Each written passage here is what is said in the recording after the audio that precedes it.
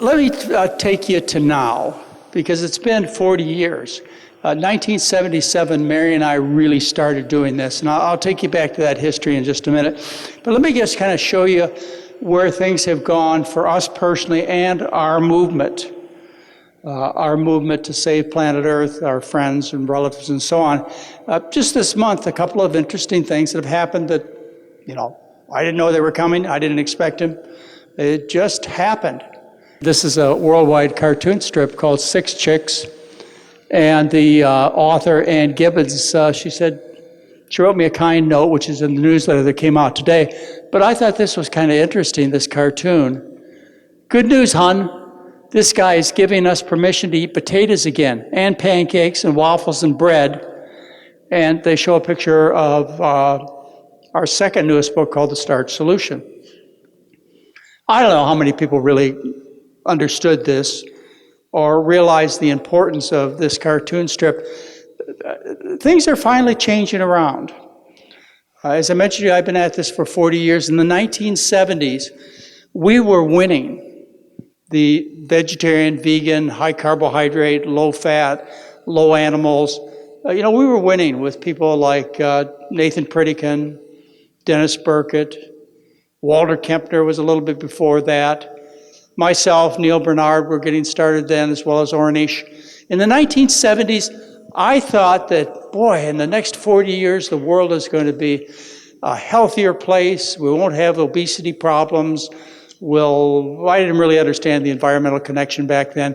And I don't think I really appreciated the ethical issues in terms of animal cruelty back then, but I certainly did understand the health issues back in the 1970s. And I thought this was a no-brainer. The whole world would go in the right direction of eating more starch, more rice, corn, potatoes, and so on, and fewer animals. And I was 100% wrong. My editor at that time, Penguin Putnam, one of the biggest publishers in the world, in the early 1990s, they came to me, and I'd had 6 national best-selling books by then. I was among their top 5% authors as far as income goes. And they came to me and they said, McDougall, you've got to change your style of writing and what you write about. You've got to start writing about low-carb diets. That's where the trend is going, towards diets like the Atkins diet. I said it could never happen. The science is so solid that these diets are dangerous. People are too intelligent to fall for that. And they said, well, you have to change your writing style. And I said, I won't. I don't do this just to make money. I do this because I believe in it. Well, they were right and I was wrong.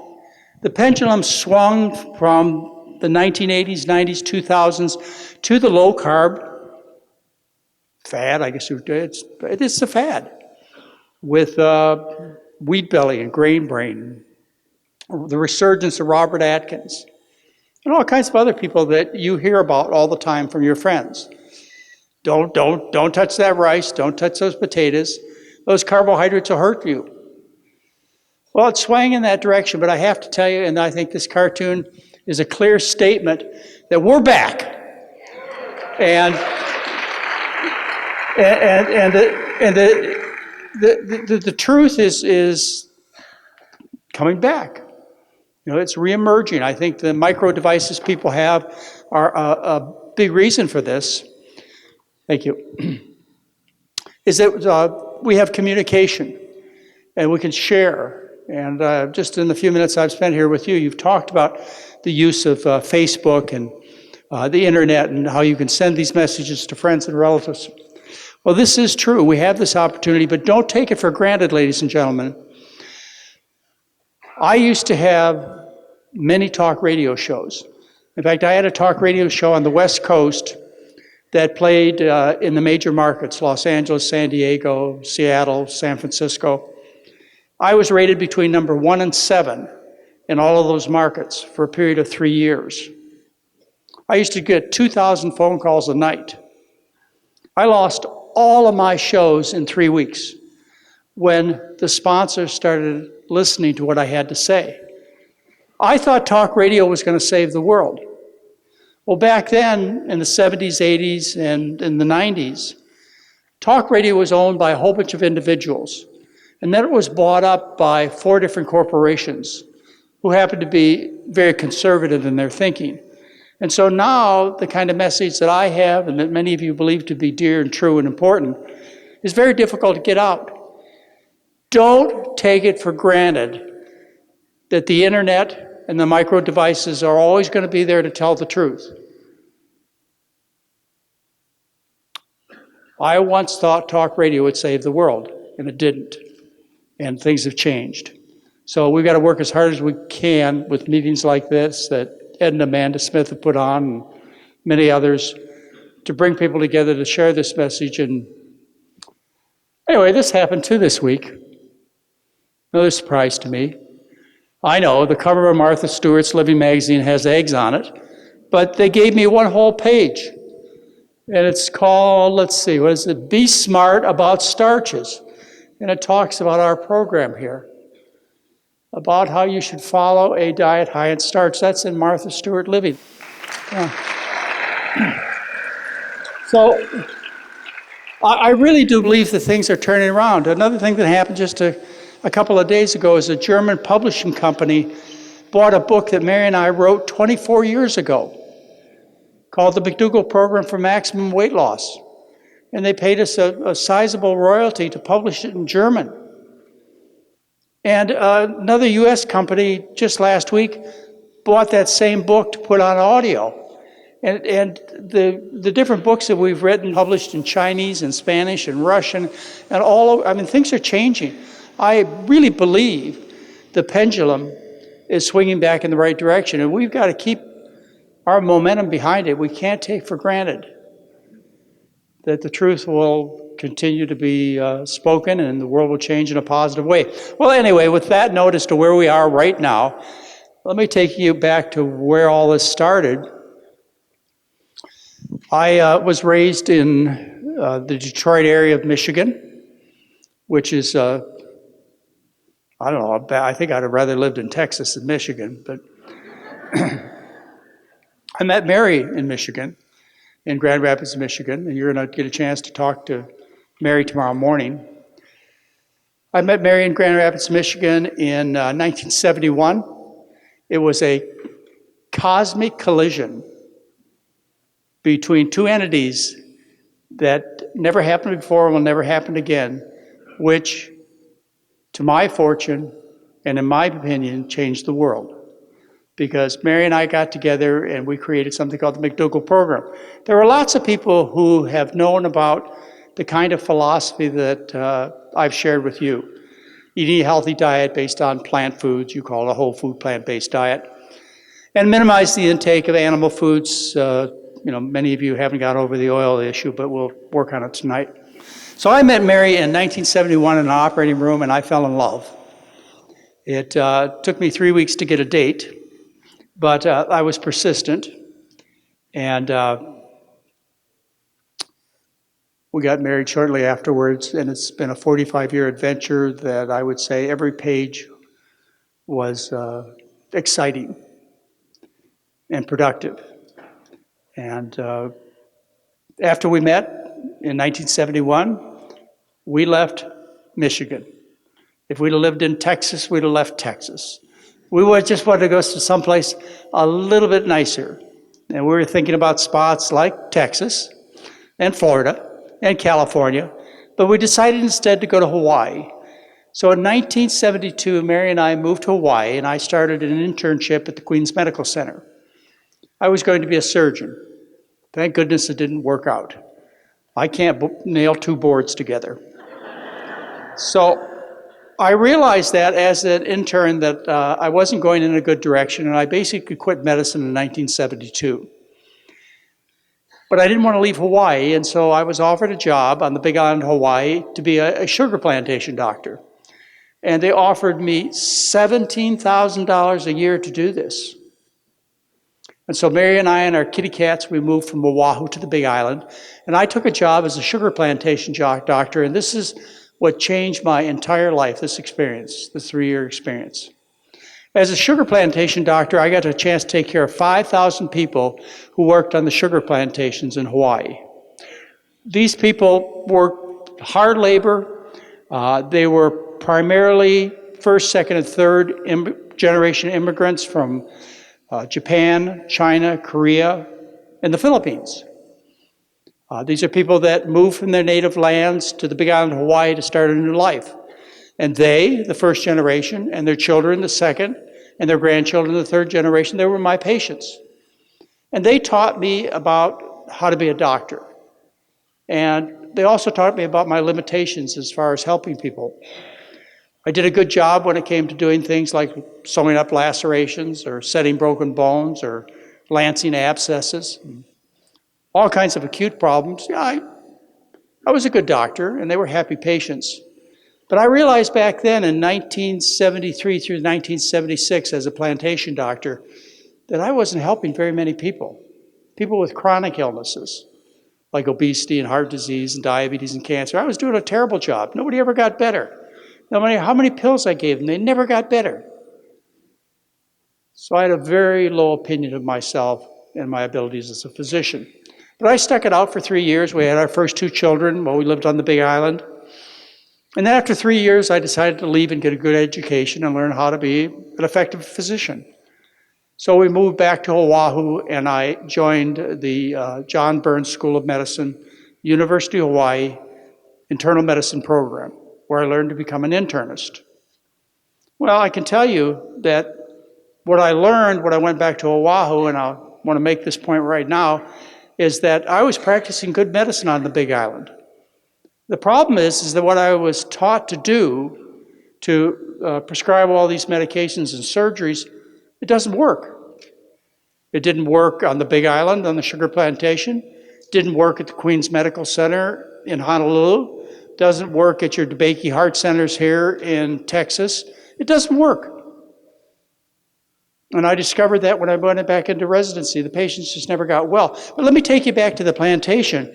Between 1973 and 1976, we lived closely with all of these people, these first, second, third, and fourth generation people.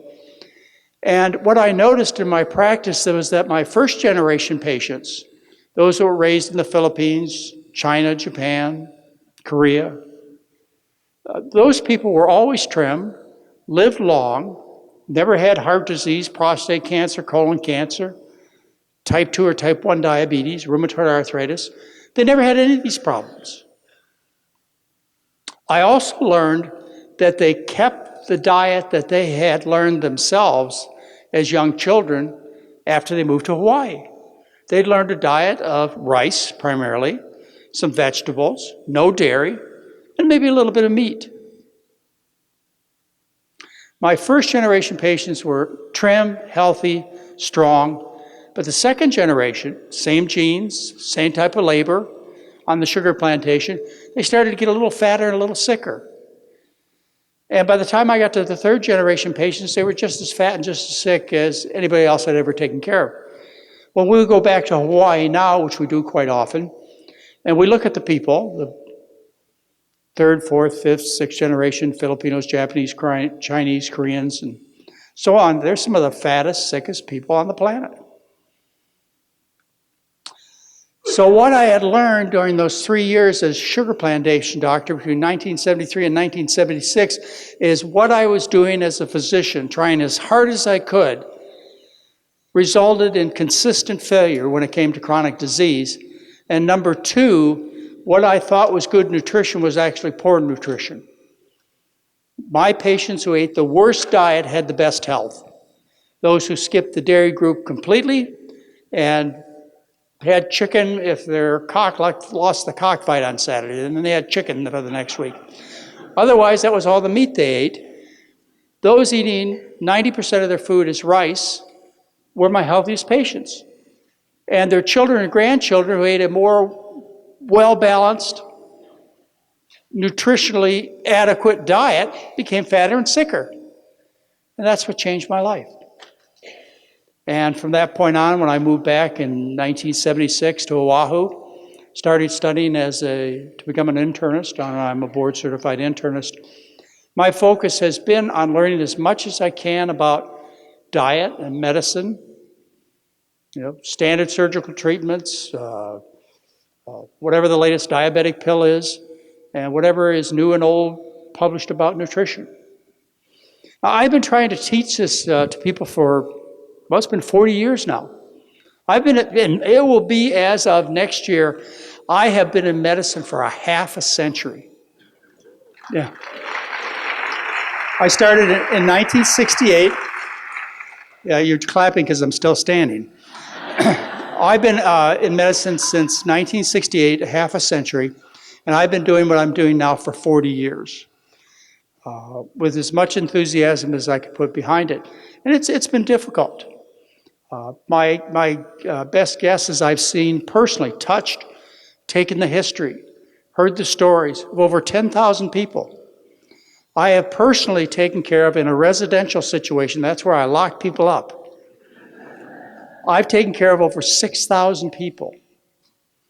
And it has been a struggle. Every day, every week, every year, every decade, it's been a struggle to get people to do the things that I recommend. Not that they don't want to have better health, not that they don't want to eat better, not that they don't understand what I'm asking, it's just that they found it too difficult to implement in their lives. And so my efforts have been for the last 4 decades, and will continue for hopefully a couple more decades, have been to find ways to communicate this simple message to people. And what I came up with, my latest approach, and there'll be new things coming up all the time, I hope. My latest approach came up in June of 2014. When I was on a Costa Rica McDougall adventure trip with some folks, and I think some of you folks were on that trip. What we do is twice a year we take people to exotic places like the Galapagos or Peru or Hawaii or Belize, to different places on these trips, and we serve them all the really healthy McDougall food. Well, on these trips, I get a chance to relax myself a little bit and think differently. And in June of 2014, when we were in Costa Rica, I decided to put together a completely different type of educational approach. Now, I did that because one of my good friends, somebody you know, Jeff Novick, told me, he says, people don't read anymore. You've written 12 national best-selling books. Why bother? Nobody reads. He says, all they do is look at pictures. I said, okay. Then what I'll do is I'll put together a picture book. So what I did on that vacation in June of 2014 is I put together Dr. McDougall's color picture book on food poisoning and how to cure it by eating beans, corn, rice, sweet potatoes, etc. Dr. McDougall's color picture book on food poisoning. I put the slide presentation together. I went home after the vacation. I sat down with my 3 oldest grandchildren, who were at that time 6, 8, and 10, and I went through the presentation with them and asked them if they understood what I'm trying to say. First thing I asked them is I said, do you know what these different traffic signals mean? And they said, yes, Grandpa, we know. The green one means go, and the yellow one means caution, and the red one means stop. We know that, Grandpa. I said, okay, well then, will you sit down and watch this slide presentation I put together and tell me whether or not you understand what I'm trying to say? And for each and every slide, they would respond, yes, Grandpa, we understand. So I figured I got it. If I can get a 6, 8, and 10-year-old to understand this message and relate to it, then it's within the grasp of everyone. So Dr. McDougall's color picture book on food poisoning and how to cure it. I gave a few lectures about this subject. In January of 2015, we were approached by a book company called HarperCollins and asked to write a new book and offered a huge bucket of money to do it. And Mary and I sat there and looked at them. We said, nope, we're not writing any more books. We've written enough books, and I brought out my computer and I tried to show them Dr. McDougall's color picture book. And I said, I want to put together a color picture book.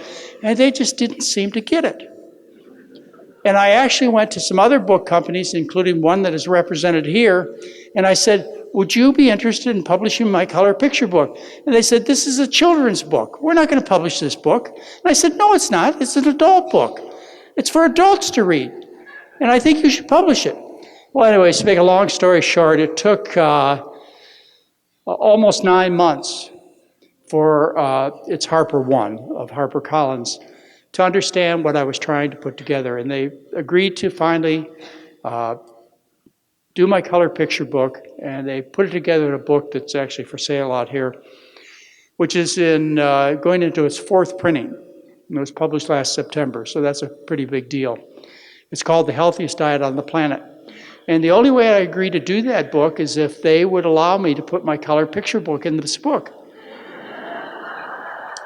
And so they did, and it's the centerpiece of the book, and many of you who have looked at it have said, boy, that sure communicates the message well. So let me tell you about the color picture book. It is in print, and by the way, this lecture is free on our website, and the slideshow that I'm going to present to you over the next few minutes is present on our website in 24 different languages. So there's no excuse, it's all free for anybody to not understand what I'm trying to say. Food poisoning.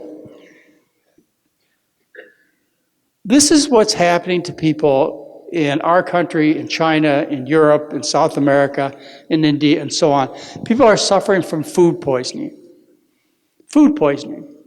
When I say food poisoning, people think, well, maybe he's talking about salmonella or staphylococci or listeria or some other bacterial poisoning where I get sick after I eat at a restaurant. That's food poisoning.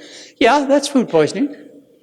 And if you kept eating at that restaurant, you'd stay sick with food poisoning. So the way you'd cure that food poisoning is you'd go to a different restaurant that had better hygiene.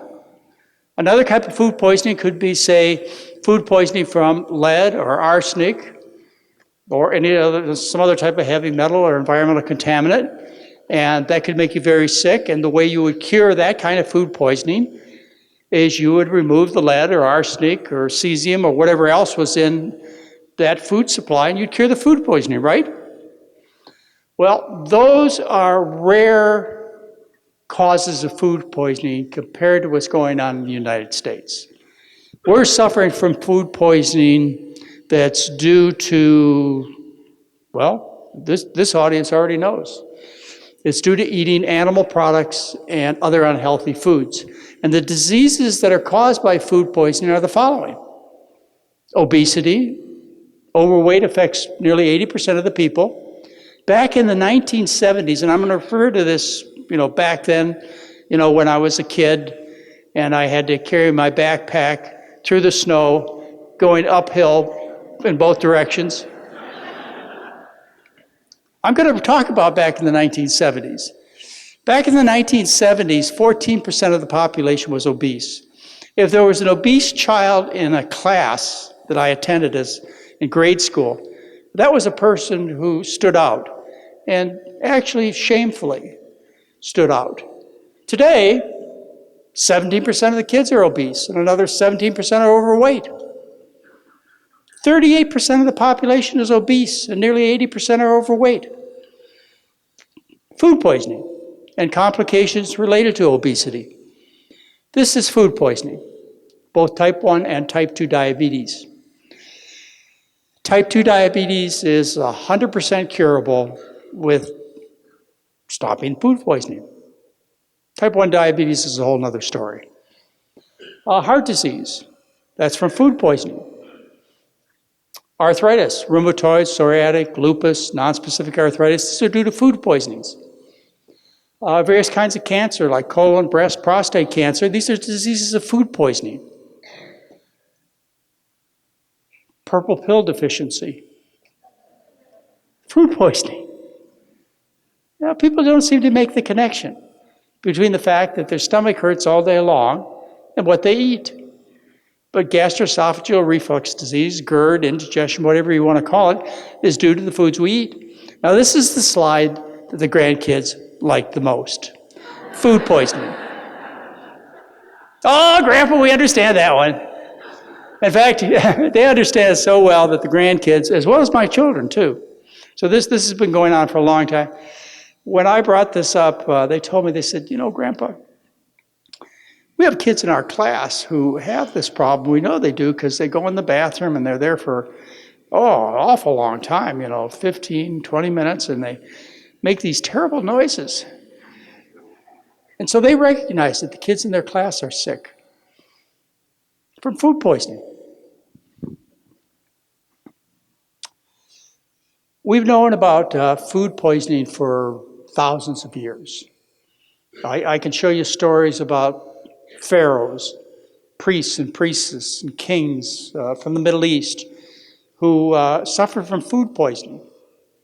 And we can go to any century, almost any place on earth, and we can talk about food poisoning, and we can look at the kings and queens and aristocrats of those societies and see that they're suffering from food poisoning just like people are today. And when we see these people of old, of 400 years ago or 1,000 years ago or 4,000 years ago, we say, well, that's obvious. Rich people who eat rich food get fat and sick, suffer the gout. It's obvious due to what they eat. But people have known this for thousands of years.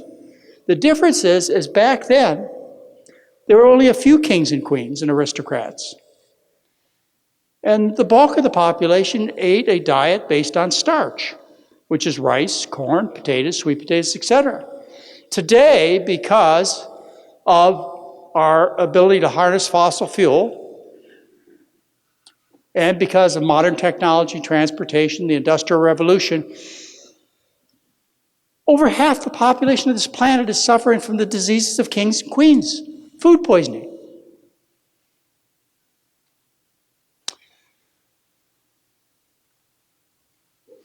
Food poisoning, like Burger King, Dairy Queen, Imperial Market, you get it, food poisoning. All right, so one of the most important things that I've learned over the last 40 years is you must deal with people who are suffering with food poisoning just like you deal with people who are suffering from alcohol poisoning or nicotine poisoning or heroin poisoning. You must deal with them in the same manner. My patients, I've learned, and I really I've known this for the whole past 4 decades. I just haven't been able to express it as clearly as I'd like to, and hopefully I will be able to do for you tonight. Is if you're going to solve food poisoning, you must do it with the same determination you would deal with alcoholism or addiction to cigarettes. It has to be all or nothing. Do you remember our First Lady, Nancy Reagan? Do you remember what she told the youths back in the 1970s and 80s who were suffering from drug addiction? Just say no. And that's the way that people need to deal with food poisoning if they're going to make serious changes in their diet. They can't be moderate, they can't be sensible, they can't be reasonable. They have to take the attitude that this is overpowering, it's destroying my life, it's destroying my family. In fact, just to stop for a minute and focus on this, and I heard it in the last 2 presentations and the song that I just heard, is that what's happening in terms of food to people, to communities, to countries, and to the planet is far greater in its financial, personal, and health impact than alcoholism, tobacco addiction, heroin addiction, cocaine addiction, all put together. The harm being done to individuals, communities, and the planet is far greater from food than all those addictions put together. I mean, after all, growing tobacco, alcohol, cocaine, and heroin is actually environmentally friendly, isn't it? So anyway, one of the most important things I've learned is that to help people get over the changes they need to make is they have to identify the problem, which is food poisoning. It has to be made simple. You have to deal with these food poisoning problems the same way you deal with other poisoning problems. It has to be all or nothing. Now, I'm not saying the results are all or nothing. If you do 90%, you'll get 90% of the results. It's just too hard for people to do 90%. In other words, they have to do it 100% to get control, because a little bit is just too much. All right, food poisoning. I have to make the food poisoning simple for you in order for you to make the changes necessary. Just like with alcoholism. The person who suffers from alcoholism understands that it's the vodka, the gin, the whiskey that are killing them. And so all they have to do, I've identified the poison, all I have to do is stop it. Boom, simple, it's done. Easy to understand, simple to do once the decision has been made. The same thing with tobacco or heroin or cocaine or so on. It's simple to understand what the problem is, and it's simple to know that once you made the decision you're going to stop, the problem's over.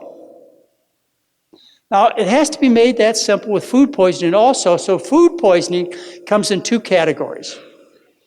One category, just like alcoholism, is one category. Food poisoning is two categories. One category of food poisons is animal foods. So anything that is from an animal should be considered a food poison, whether it's frogs or worms or rabbits or giraffes. No, giraffes, you can't eat giraffes anymore, they're almost gone. Elephants, horses, cows, pigs, anything from an animal, you put that in one category of food poison and realize that's what you just have to stop to get your health back. Now that's food poison. If I had one of these animals here, and I'm sure there are some within a mile of this building, if I had one of these animals here and I let it loose in this auditorium, how many of you would eat it? I mean, either those of you who are dragged here kicking and screaming, how many of you would eat this? Nobody in Texas would eat this animal.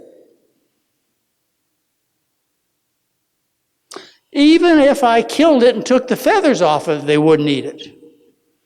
And the reason is that animals aren't people's food.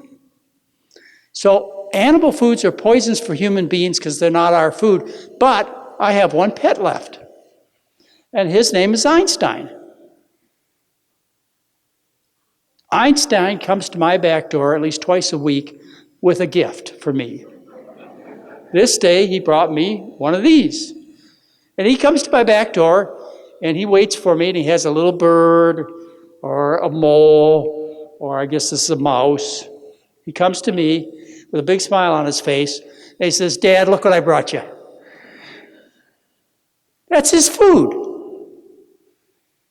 But for us, that kind of food is not only killing people, it's innately repulsive. So animal foods are food poisons for human beings. They wouldn't be for a cat. The other food poison, category of food poison we have is vegetable oil. Vegetable oil is food poison. What we're talking about here is canola oil, corn oil, safflower oil, olive oil. These are all food poisons. So the two categories of food poison that you have to avoid if you want to get your personal appearance back and your health are animal foods and vegetable oils. Now, isn't that simple? However, some of you are sitting there thinking, there's nothing left to eat. That's all I eat.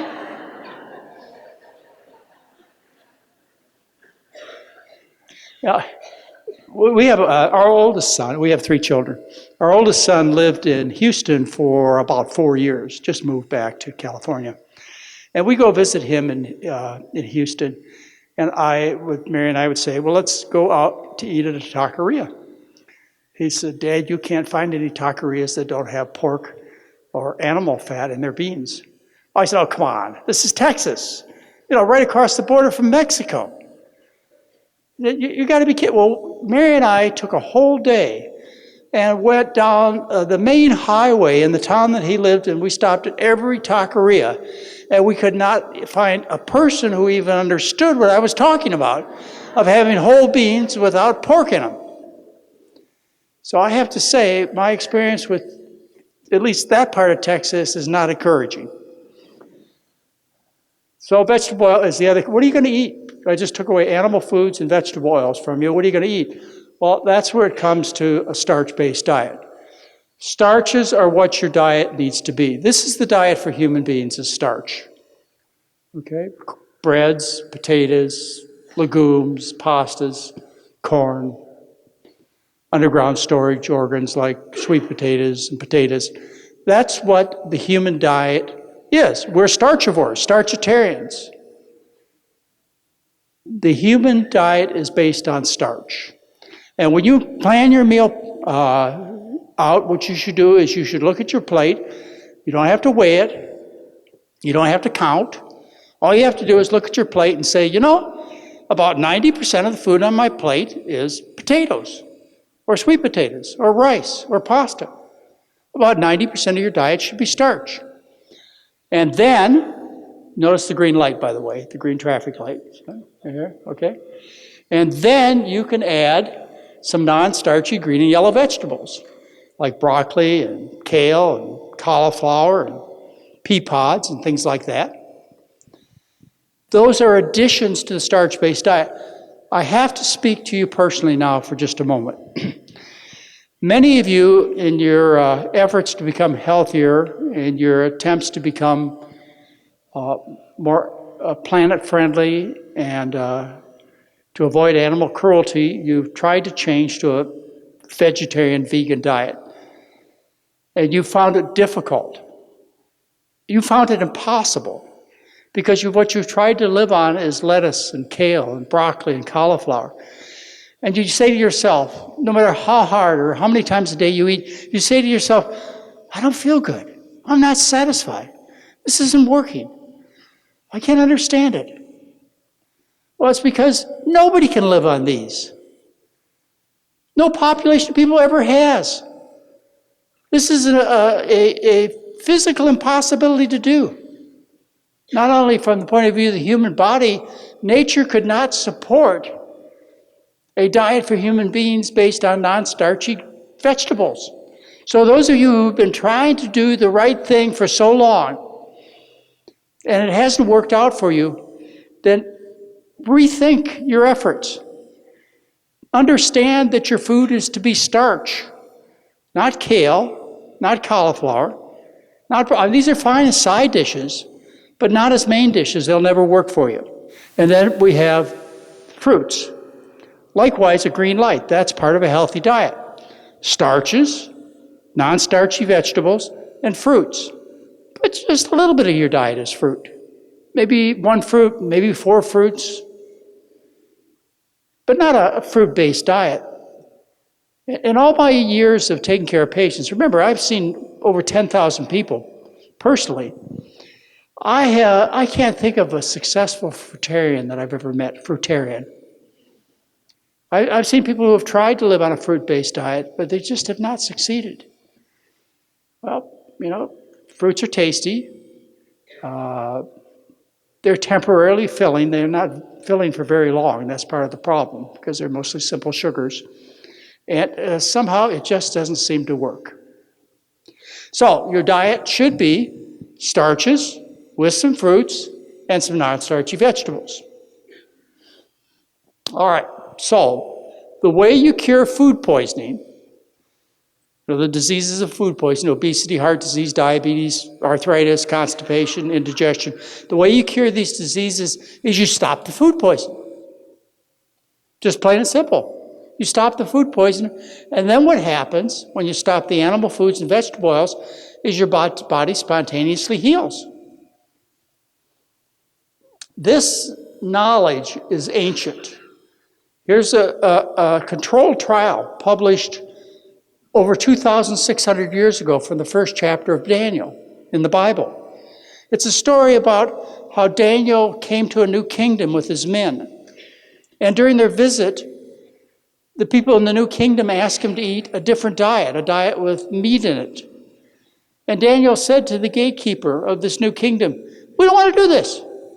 We want to continue our natural diet of pulses and water, which are starches and water.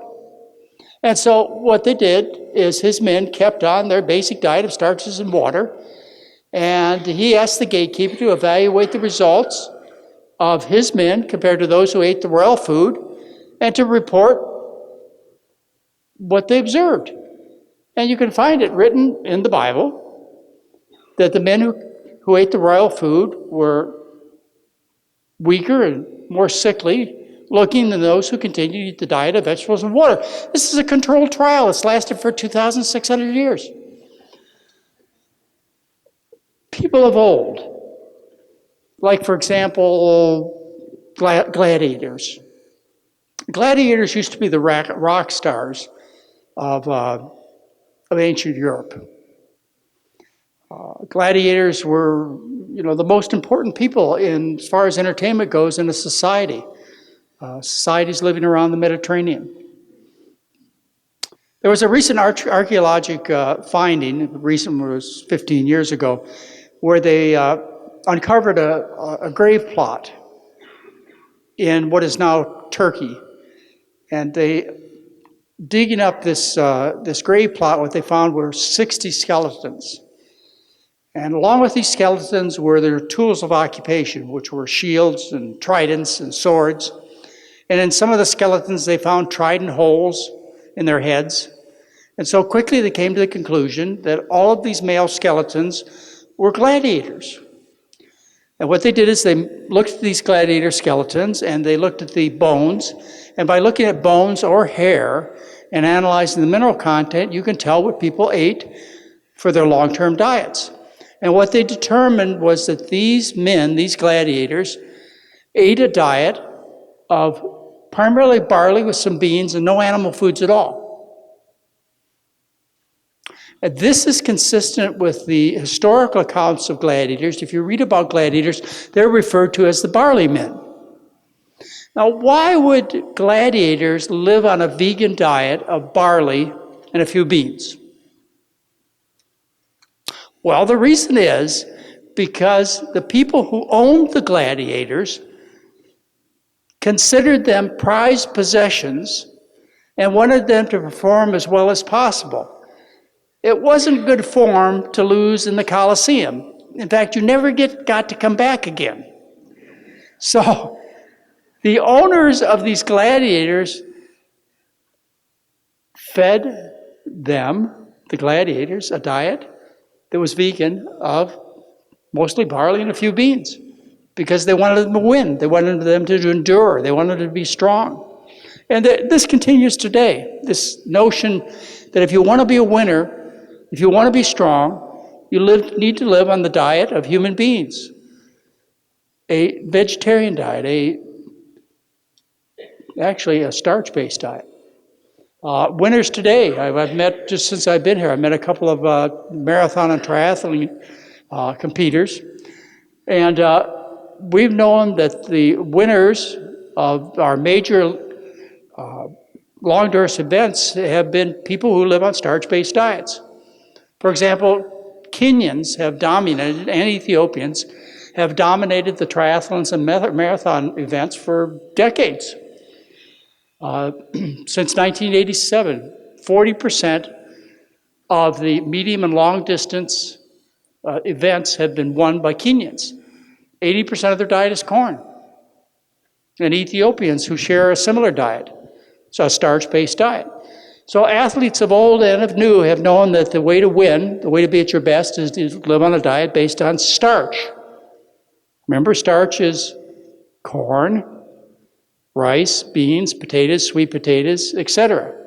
We're not talking about a diet of kale and broccoli and cauliflower. We're talking a diet based on starch. So the best way that I've found to communicate to people about what they need to do is to make it simple. And also to make it clear that you can't just do it a little bit. And you just can't make minor changes. You have to do it 100%. It's just natural human behavior. 6,000 people I've taken care of in live-in situations. And what I've found is when we put them in our prison and we make them eat our food, is they start to get better within about 24 hours. Constipation goes away. In fact, one of the things that the people at our resort know is that when a group comes in, a McDougall group comes in, they have to order extra toilet paper. Indigestion goes away, GERD goes away, oily skin goes away, fatigue, and within a matter of just a few days. And then, within a matter of about 4 months, almost all chronic problems are gone. Chronic arthritis, chronic intestinal problems, and so on. They pretty much healed in about 4 months. But that's the natural healing time of the body.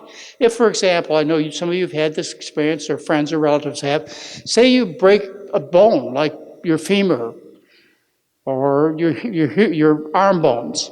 Say you break a bone, how long does it take for it to heal? Well, I'd say 3 weeks pain starts to get better. 6 weeks, you're starting to feel pretty good. You can see some bone formation on x-ray, but it takes about 3 months, or maybe 4, to completely heal the fracture. That's about what the healing time is for the human body. It takes about 4 months. So when you stop the food poisoning, most of the problems people have are completely gone within 4 months, except weight loss occurs at a rate of about 10 pounds per month, and many of the people I take care of have, a year and a half's worth of weight that they need to lose. We have published long-term results, and my son, Dr. Craig McDougall, is going to talk about those long-term results that we have gotten at our program in Santa Rosa, California. He'll talk about results from a paper we published on 1,615 people tomorrow morning when you hear his lecture. He'll talk about results that we did with Oregon Health and Science University that shows benefits for a year. He'll talk about a recent study that came out last week, actually, showing that the diet, actually the McDougall diet was used, results in the greatest weight loss that's ever been shown in a long-term study where people were not restricting the amount they eat or asked to exercise. He's going to talk to you about that tomorrow morning when he gives his lecture about our results. But we accomplished this by just changing the food. It's not about exercise. It's not about thinking good thoughts. It's just simply about stopping the food poisoning, which are the animal foods and oils, and instead consuming a starch-based diet with fruits and vegetables. Let me just show you some long-term successes that Dr. Craig McDougall will not be able to show you tomorrow. Remember, I've been doing this for 40 years, and I've been in medicine for a half a century. These are typical results that I see, and I know some of you, I've already met you, have experienced this when you make this change from animal foods and oil to a diet based on starches, vegetables, and fruits. These are typical results. When you watch an advertisement from Nutrisystems, Jenny Craig, Weight Watchers, they always have a disclaimer that says, this is the best case scenario, don't expect this. Excuse me, ladies and gentlemen, expect this. This is what's going to happen to you.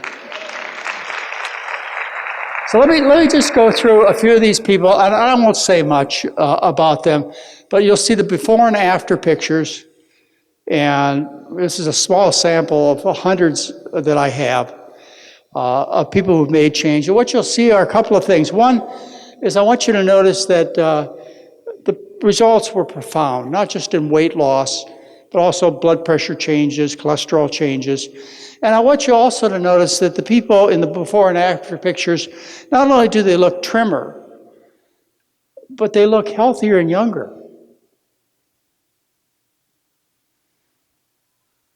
A newspaper from the Twin Cities, from Minneapolis, came to me last year, and they said, the reporter said, we've been looking for a case of massive obesity that has been cured by any diet. And they went to the National Weight Loss Registry, they went to various programs throughout Europe, throughout the world, and they said, we could not find a single case of massive obesity that's been cured.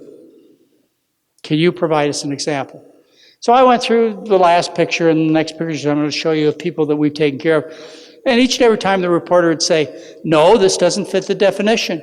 The definition I'm looking for is a BMI of greater than 50% and someone who has maintained the weight loss for more than 5 years. And all the other cases I'm going to show you here have either not met the BMI of greater than BMI of 50%, and maybe it was 48%, or I'm showing them results of 3 or 4 years. It wasn't enough. But this one lady stood out, and the reporter took advantage of her. She had a BMI of 53%. These are pictures of a 10-year interval. Actually, it's been 20 years now. And so she was the only person that this reporter could find who met what she was looking for in terms of weight loss. This fellow's from Hawaii. I see him every once in a while. Took him a couple of years to lose the weight. That was 1991, so what is it now? It's been like 26 years. It's one of the more recent people we've taken care of. Took her 2 years, but she's maintained the weight loss now for 8. This lady right here, she wouldn't go on any trips with us. She would. We do these McDougall adventure trips I mentioned. She says, in the first picture, she says, I dreaded family photos taken in January of 2007. And then she changed her diet, and she says, it's been a long time since I liked any pictures of myself. Now I can't pick. And she finally went on a trip with us. This has been about 15 years for this woman. This fellow right here is one of the patients I took care of back in the late 1970s. Massively obese on 25 medications, also almost died twice. Finally changed his diet. Took him a couple years to lose the weight, but this is what happened. This guy was the CFO of Wisconsin, the dairy land, and he went to the bookstore looking for some help and found a book I wrote called The McDougall Program. And he was on the typical medications. He had to retire at age 58 because he couldn't work anymore. He couldn't walk up the steps to this building, so he retired. Just like a lot of people, they spend their whole life gaining wealth, and then they get to the end of their life and they don't have their health. Well, he decided to change his diet, and this is, these are typical results. All right. So you identify the cause of food poisoning, and then what you do is you make this simple behavior that's required, as Nancy Reagan said, you just have to say no, and then everything that follows is positive. It always works. It's just like an alcoholic, when they stop, the half a bottle of gin a day, they stop falling down. And when people are smoking 2 packs of cigarettes a day and they quit smoking, they stop coughing. All right, so let's go over this again. Now, again, I want you to look at the red lights and the green lights. I'm talking to my grandkids now. They're 6, 8, and 10. And what I tell them is that you don't eat this. Now, Einstein, my cat Einstein, if I put this in front of my cat Einstein, he'd be all over it. Why? Because that's his diet. Now, if I took Einstein, my cat Einstein, remember I showed you the picture of Einstein? I took Einstein and said I threw 3 or 4 baked potatoes down in front of him. What do you think he'd do? He'd bat them around for a few minutes and walk away, right? Because that's not his diet. If I was into animal cruelty, and I know this is going to bother a lot of you to tell this story, but I'll do it for a point. I'm just making it up. Say I didn't care about Einstein's feelings, and I said to Einstein, we have to prove a point to people. So what I want to do, Einstein, even though you're my last and favorite pet, I want to change your diet from meat, you're a carnivore, I want you to eat potatoes. Now, Einstein never listens to me. Even when I call his name, he never comes, so I don't know whether he understands or not. So what I'm going to do in the sake of science is I'm going to do an experiment with my cat Einstein. He won't eat baked potatoes, so I'm going to feed him mashed potatoes. What I'm going to do is I'm going to take Einstein and I'm going to put a gastric tube down his throat, and I'm going to stuff a quart of mashed potatoes in his stomach 2 or 3 times a day. Now, what do you think is going to happen to Einstein? Yeah, he's going to wither and be sickly looking and not want to go out and play. He's going to be dying. I'm a doctor. I've been taught how to take care of people like yourselves and your friends and family who are suffering from these diseases, obesity, heart disease, arthritis, etc. So I'm going to use the tools that I learned to take care of people on Einstein to get him well. The first thing I'm going to do is I'm going to get Einstein some more exercise. So I'm going to take the old dog leash, strap it around Einstein's neck, and I'm going to pull him around the block a couple of times. 2 or 3 times a day. What do you think is going to happen to Einstein? All right. The next trick I learned in medical school to help people is you must provide psychological comfort. So what I'll do every day is I'll reach down, I'll scratch Einstein's ears and give him some nice rubs. What do you think is going to happen to Einstein? Yeah. How do you think I can cure Einstein of his sickness? I can stop the food poison, which in this case is mashed potatoes. This is Einstein's food. This is not your food. All right, let's go through some other do not eats. This is in the do not eat the poison category. I couldn't get any of you to eat this. I know I could. I couldn't get even the most carnivorous Texan to eat this. They'd ask me to cook it. Even if I boiled it, they still wouldn't eat it. The only way I could get them to eat this is I'd have to cook it, and then I'd have to cover it up with barbecue sauce to get them to eat it. Why? Because it's not people's food. Einstein, he'd be all over this. Food poison. No, you can see the red lights and you can see the pictures.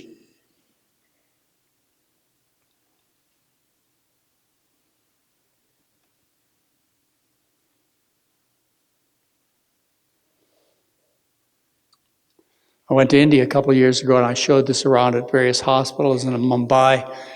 And the people really liked it, but they said I should have put a slide in about yogurt.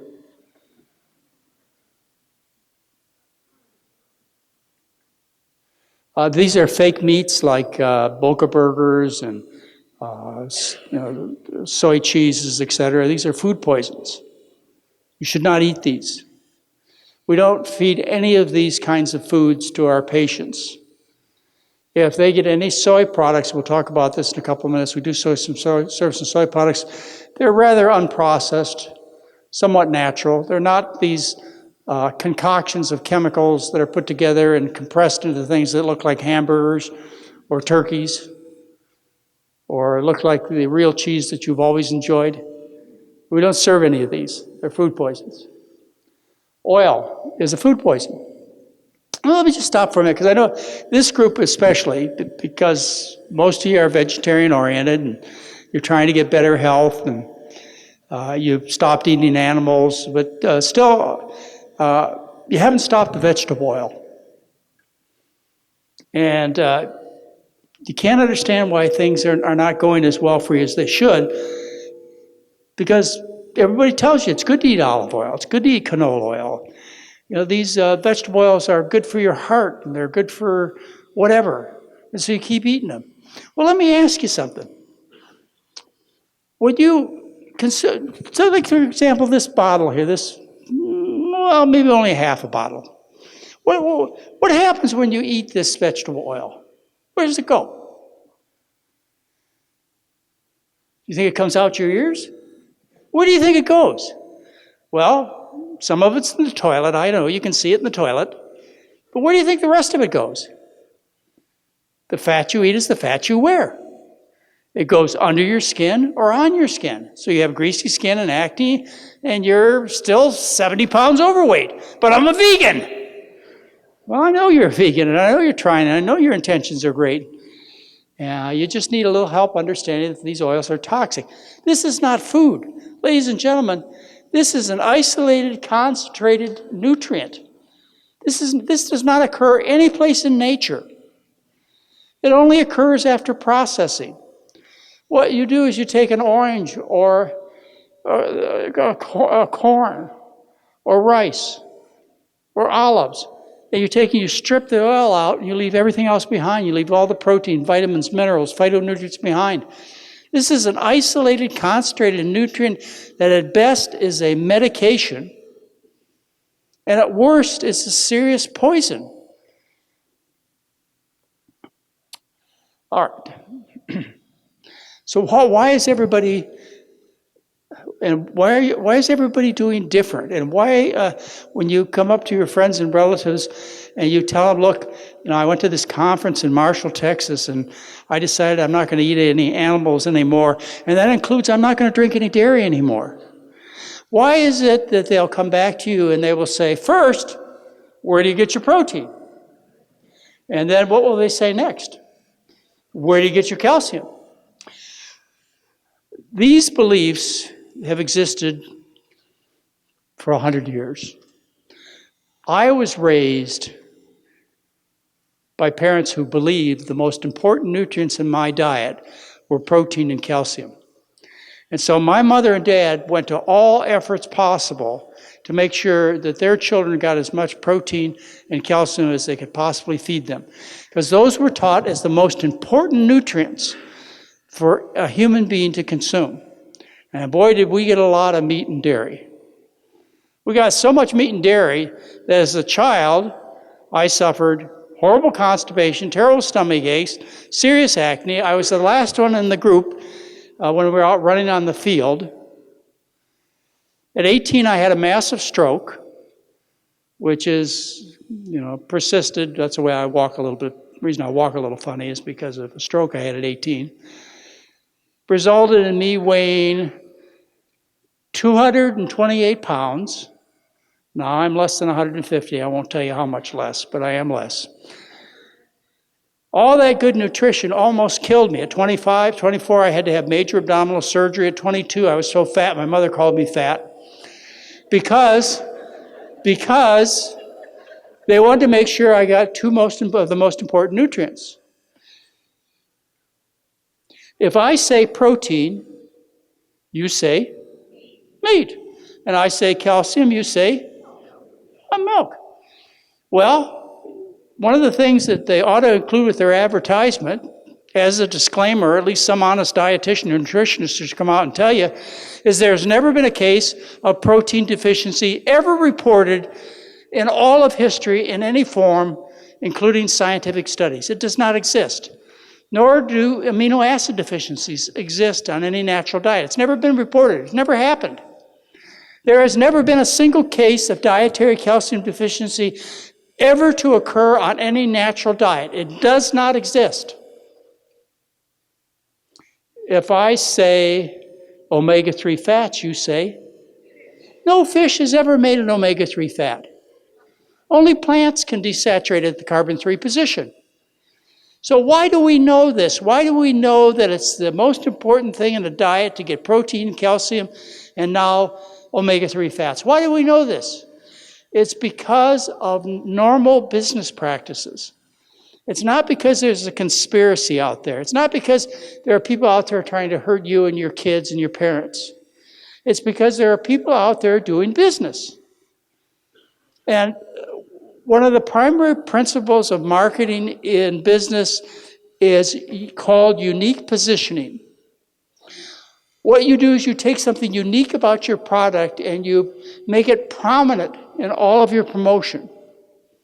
For example, in the old days, say 8-10 years ago, when people were concerned about fossil fuels, then cars like Priuses that got 57 miles to the gallon were very popular, and they would advertise on these hybrid cars, they'd advertise that you can get 57 miles per gallon. But they never put in the advertisements that our cars are built so light and so flimsy that if you get in an accident, you're 10 times as likely to be killed as if you drive a typical Texan truck. Don't all Texans own trucks? It's just unique position, ladies and gentlemen. They're not trying to hurt you. They're just trying to sell the food to you. Do you know why I know it's not a conspiracy?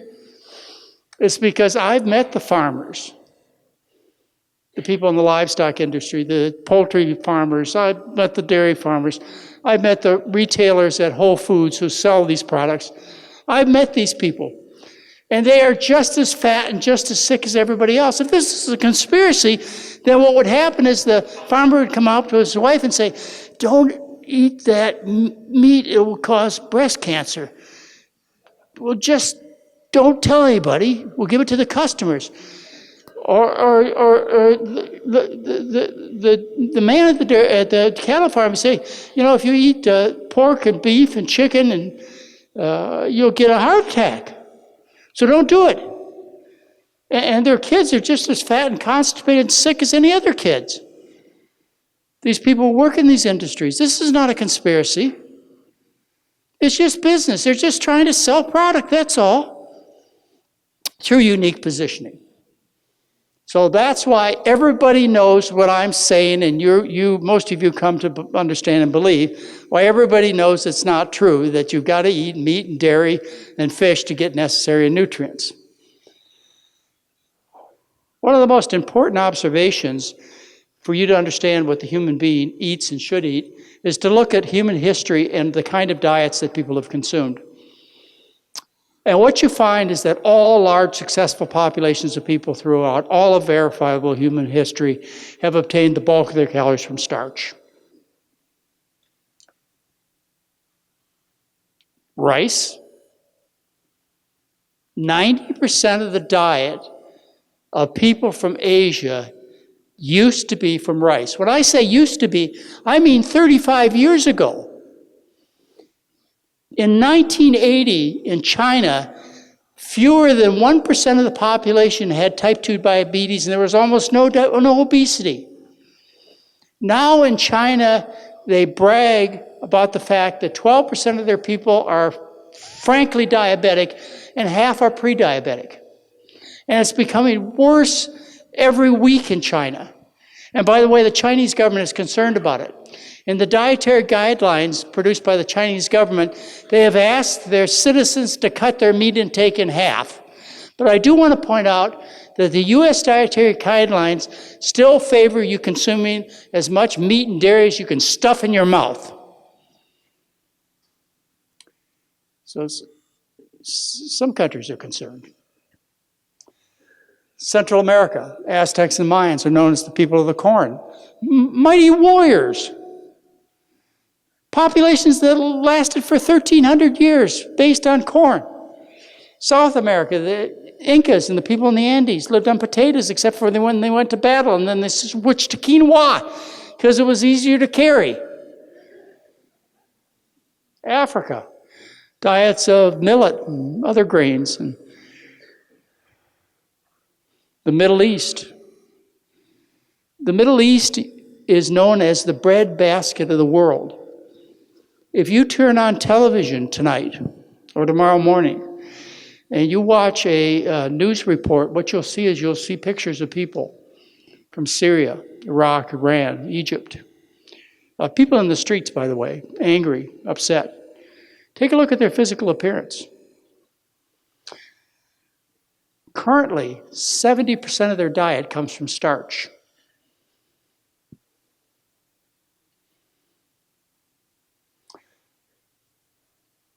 This is known as the breadbasket of the world. It's a little scary to me, especially when I realize that over 54% of the U.S. military is overweight. Let's see. Rice in China, we go on and on and on. Wherever you look throughout the world, the diet of people has been starch-based. It was just a report, what was it, 2 weeks ago? About a tribe from the Amazon. Did you see that newspaper article? It did worldwide headlines. What they did is they did a cardiovascular study, and I won't be able to quote it as well as I could, because I've only read it once or twice.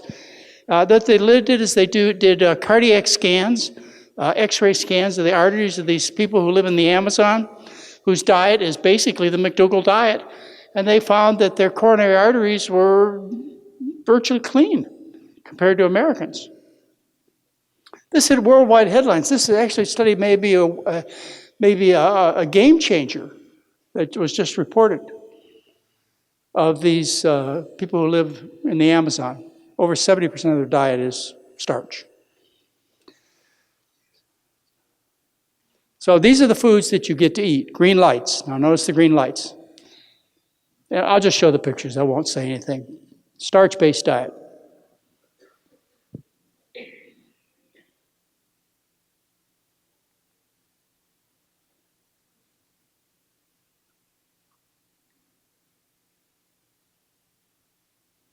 You notice these are not fried in oil.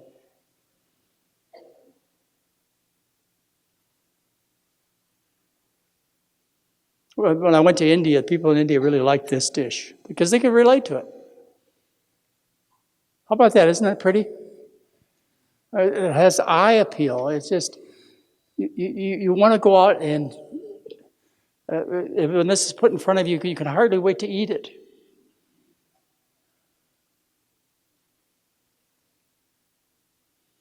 I could live on mashed potatoes. I really could. In fact, I think the only reason I'm alive today, because, without any intention, my parents almost killed me. But there's one thing that my mother could do is she could make mashed potatoes. And I think because of her ability to make mashed potatoes, we would have mashed potatoes and corn and peas and a brown gravy. Of course, you know what the brown gravy was based on. We'd have that 2 or 3 times a week.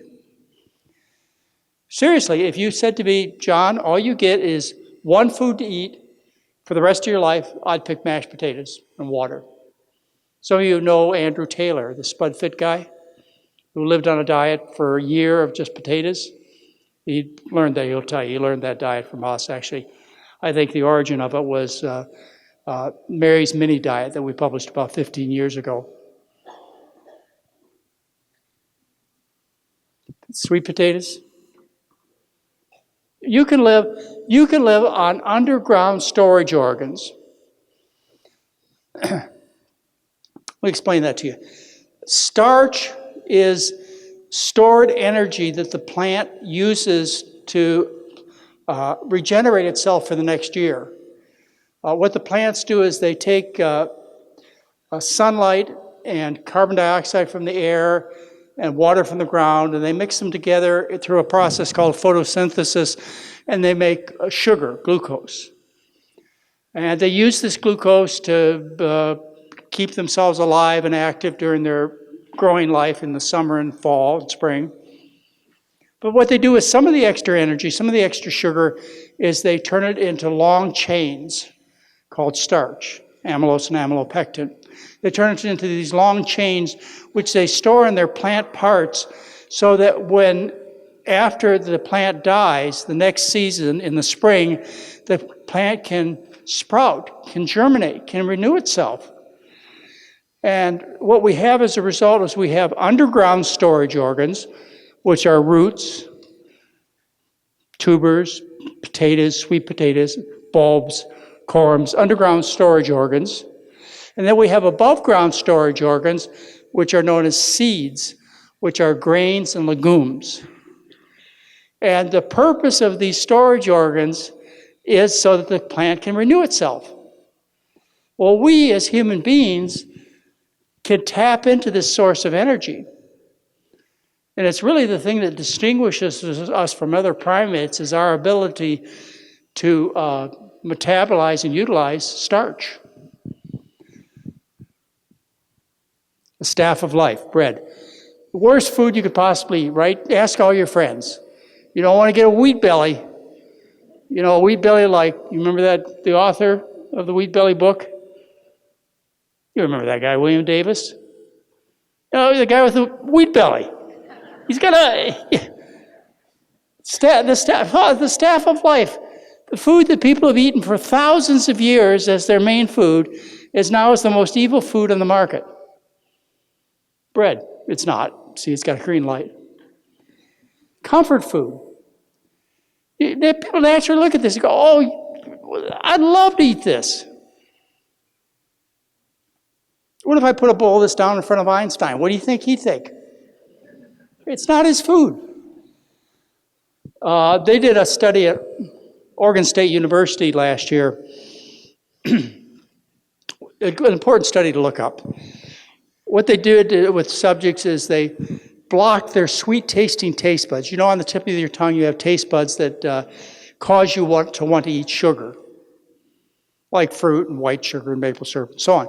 So you have these sweet-tasting taste buds. You also have taste buds that cause you to be attracted to salt because you're supposed to eat salt. Not too much, but some. Well, what they did in this experiment is they blocked the sweet-tasting taste buds. And then what they did is they fed people starches. And they found that on the tongue are independent taste buds for starch that are as strong as the taste buds that are designed for you to seek simple sugar. We are designed to love starch, and we all do. Starchitarians, starchivores, starch eaters, that's what the human being is. Not a whole food, plant-based diet eater, not a vegan, not a vegetarian, but a starchivore, a starch eater.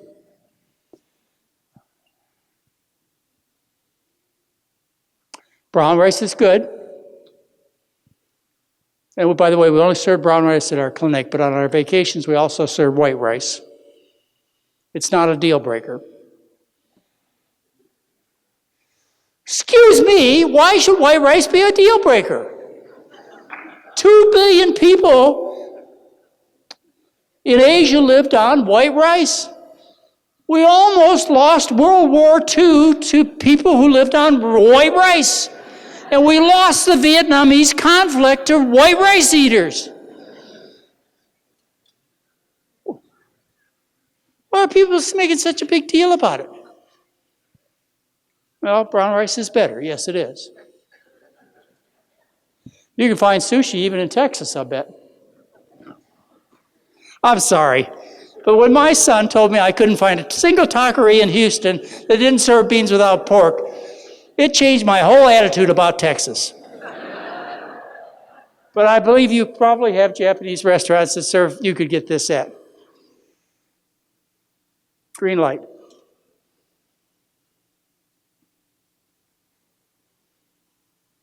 Now, I want you to note these burgers are made of grains and legumes, not isolated soy protein. These Boca burgers, etc., are toxic. There's 70% isolated soy protein. It will make you sick.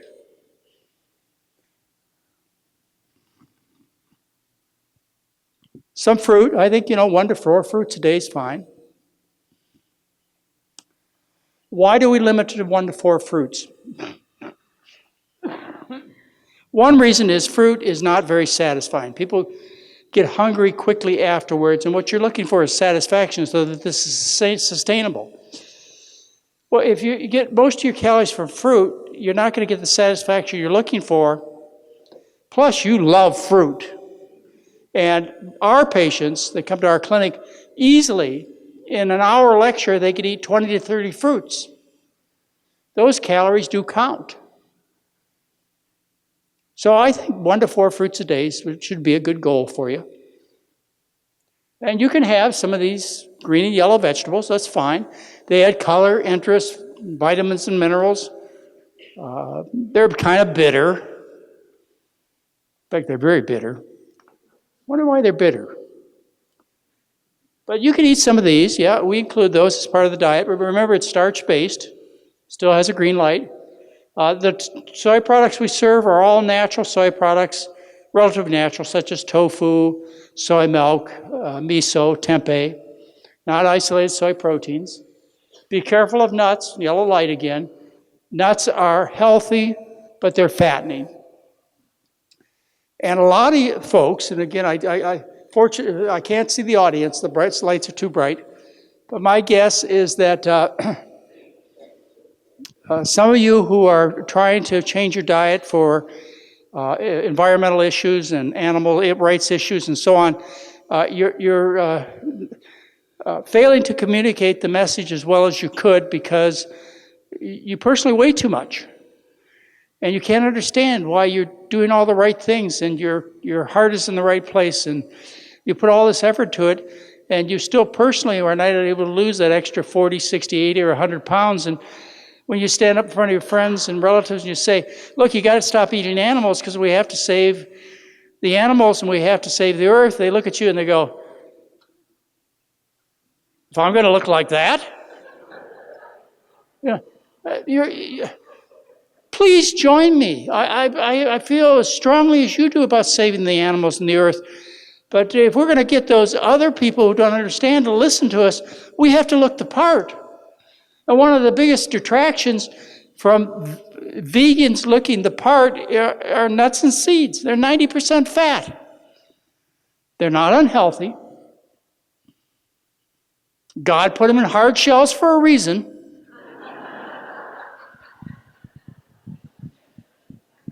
So yellow light, be careful.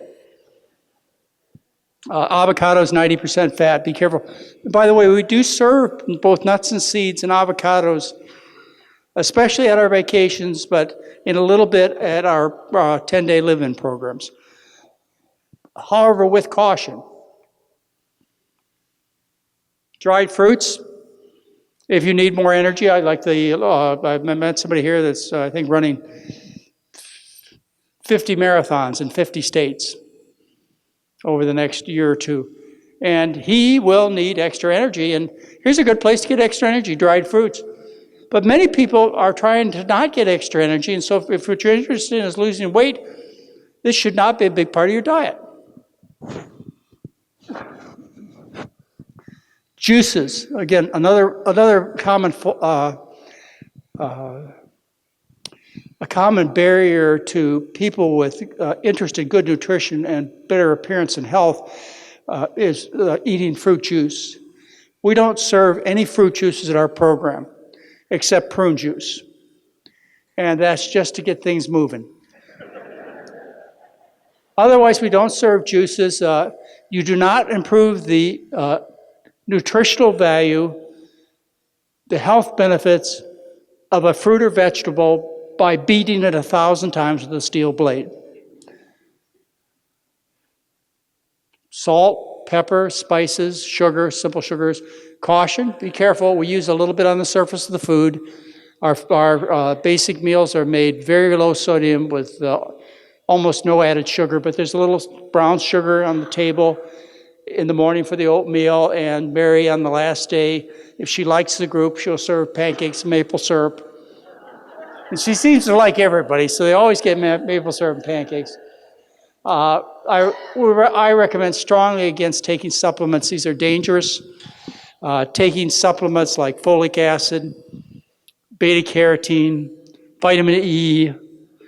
These supplements have been tested thoroughly in randomized controlled trials, huge trials, and they increase your risk of cancer, heart disease, and overall mortality by 20 to 30%.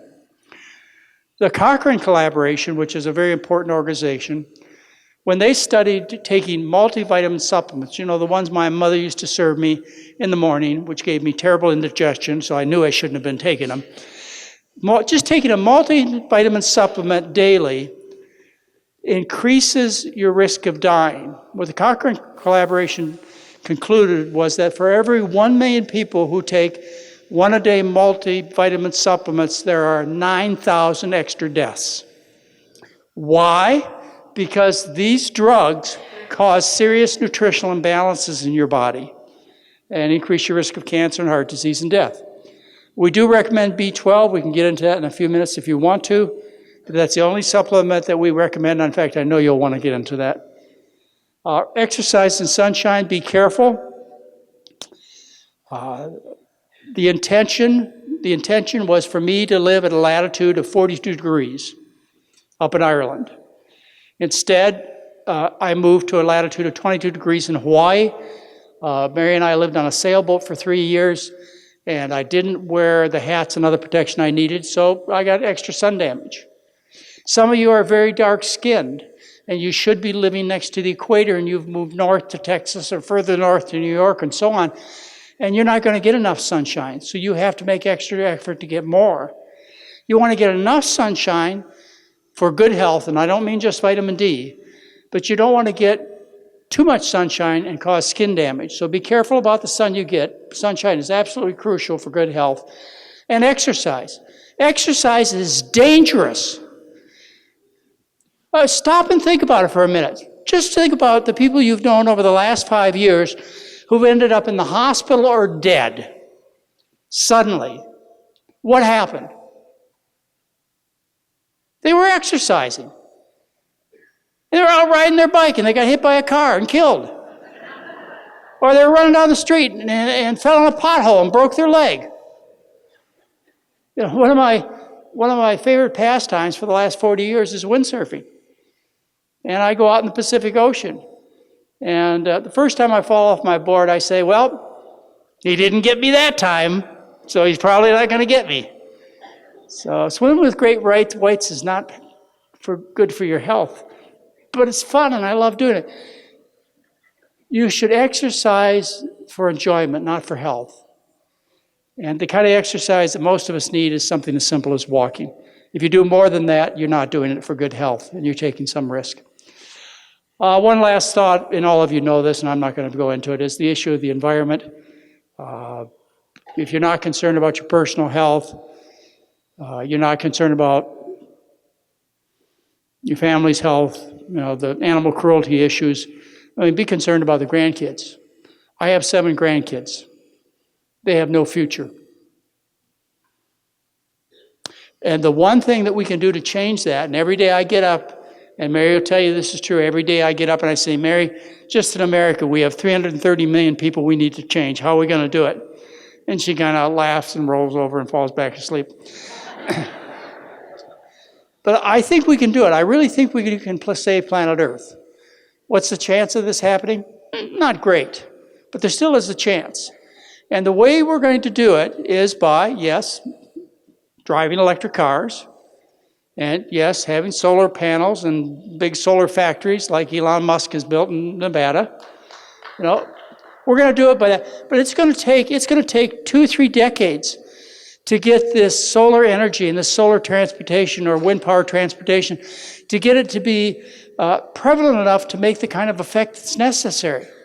However, today we could change things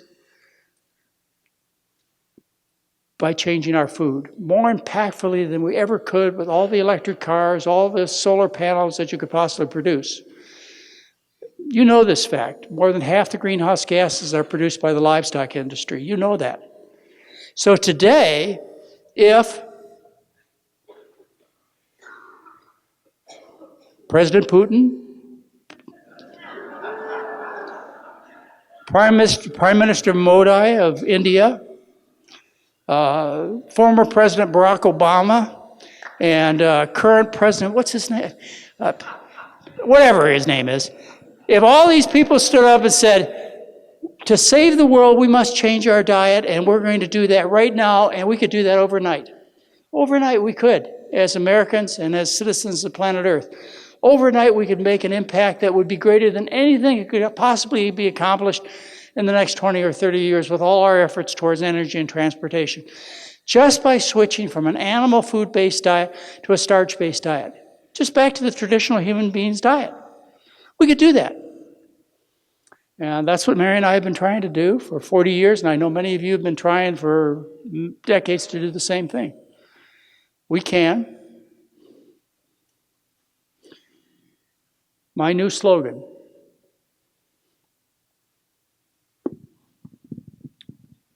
We can make America well again.